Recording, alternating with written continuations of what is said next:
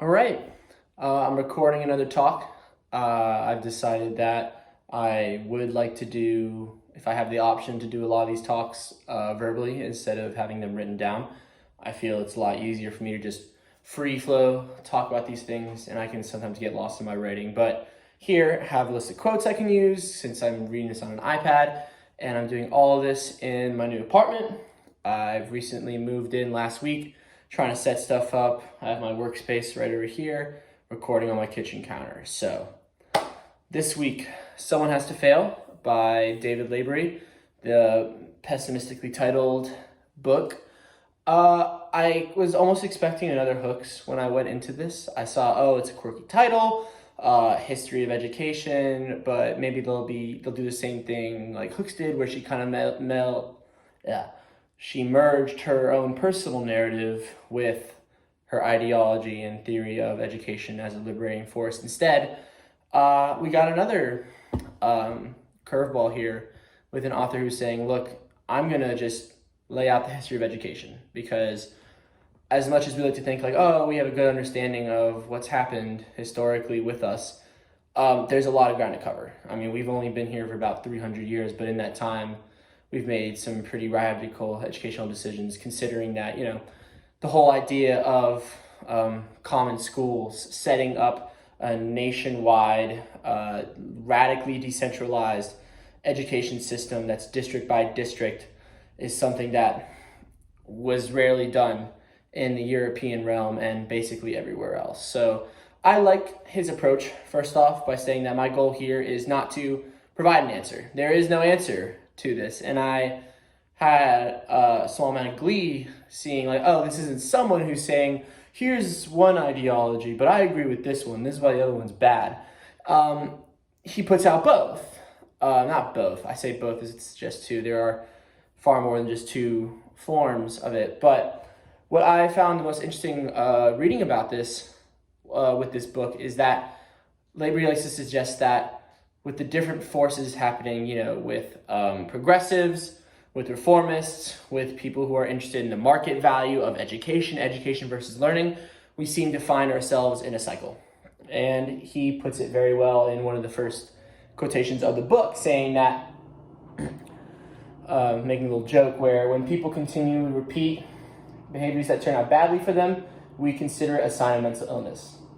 In this sense, then, the American tendency to resort to schooling is less a strategy than a syndrome. And then he almost immediately follows that up by saying, he makes this difference between education and learning, which I sometimes associate with one another, but Lavery makes it very clear that these two are different, where our schools are more about establishing an education for our citizens versus people learning. And he ties this up very nicely by talking about the history of learning in the United States. And basically,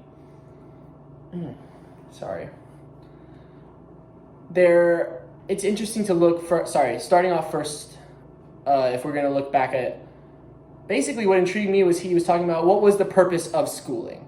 Because right now we think, an education has such a market value to it. Like, I'm going to college, like I went to high school, did AP honors classes, did a little bit of dual enrollment, and this is all to get a degree, so that way I had college credits, so that I can go to college, and then I can take classes, and then I can get certifications, and then I can get a college degree, which would help me get a job.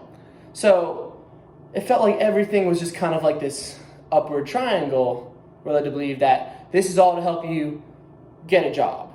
And also in small text, and you're also gonna, learn some things along the way. But the primary focus is that we are human capital.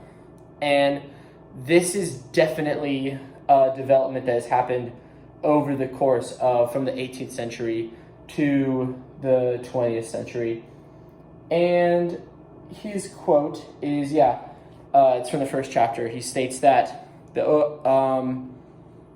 overall balance in the purposes of schooling shifts from a political rationale, shoring up the new republic, to a market rationale, promoting social efficiency and social mobility. So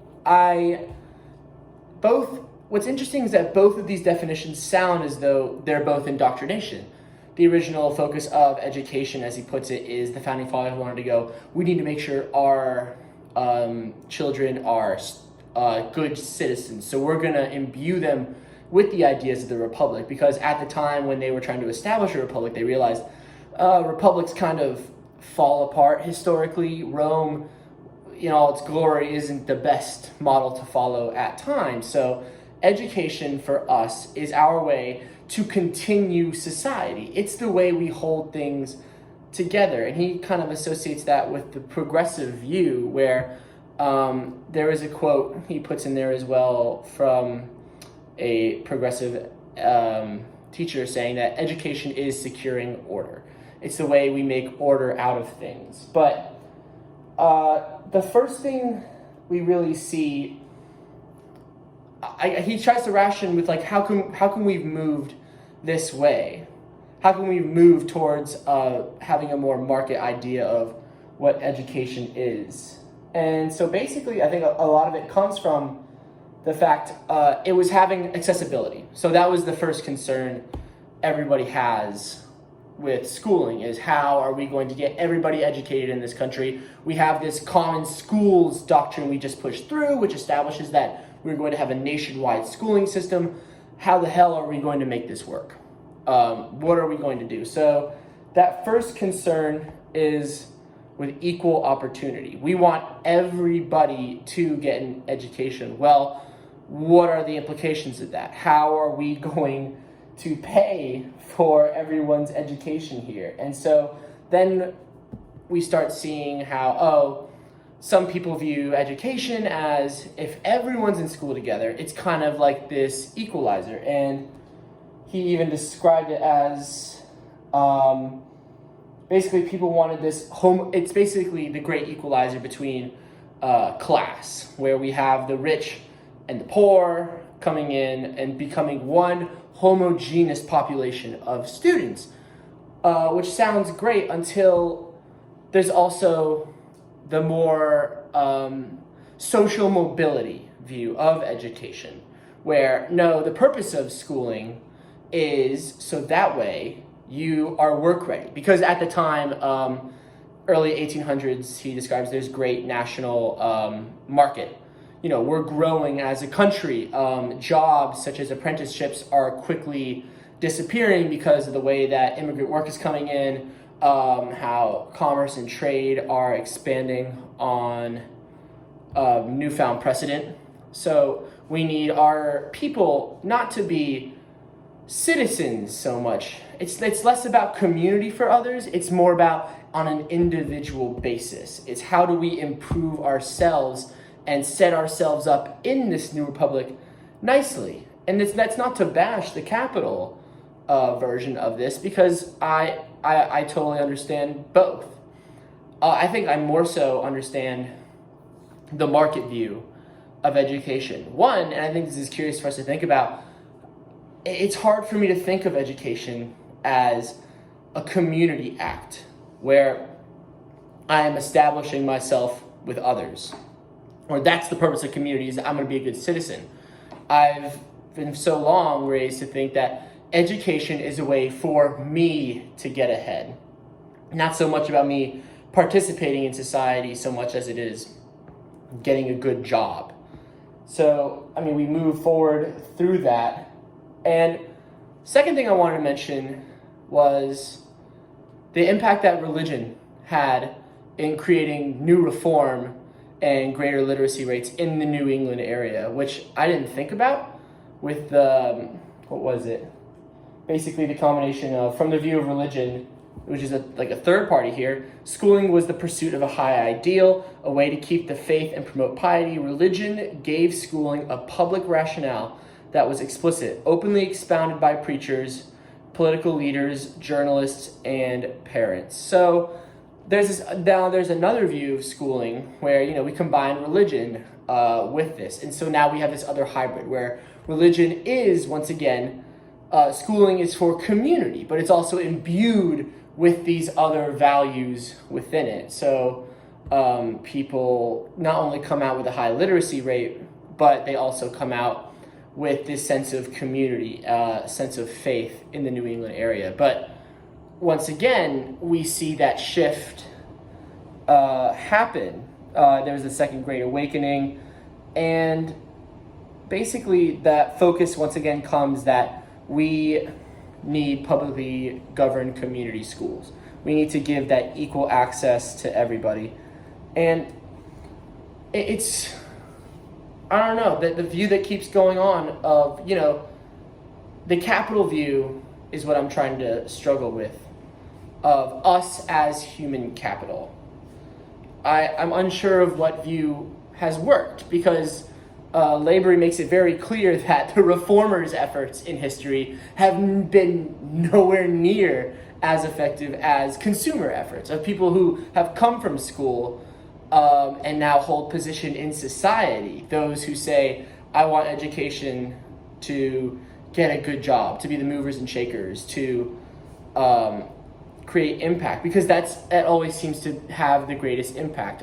School choice was really big for providing equal opportunity, but it's a struggle I see of, even if we're seen as human capital, what that simultaneously also means is that there are some of us who are seen as less than others. So sure, everyone has this equal opportunity to participate in education, but more often than others, we are not the homogeneous population that early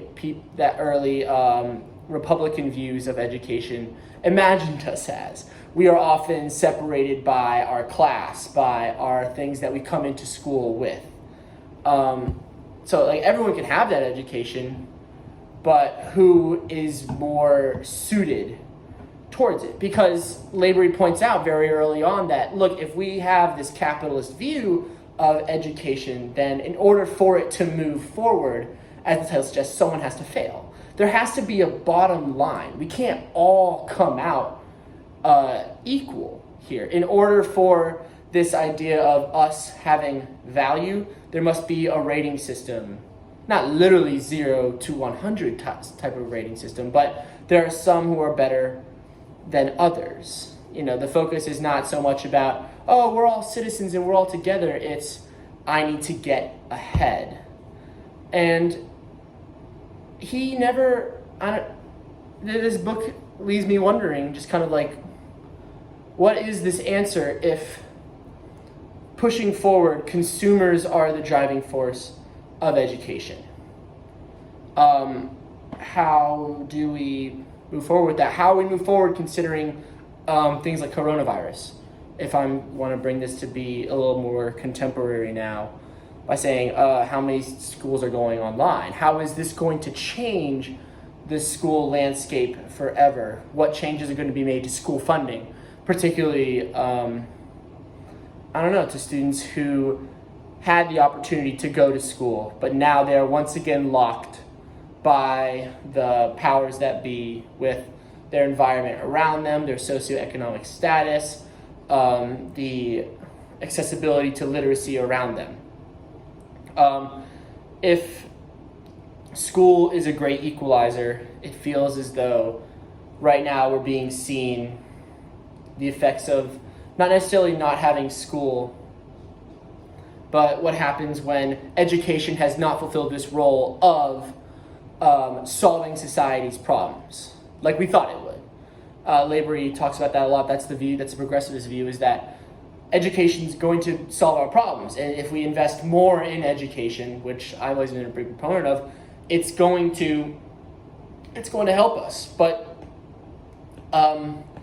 how do we help a system by pouring more money into it if it is designed to focus on a human capital view of students? How are we going to continue to help those students who are already struggling outside of the school environment?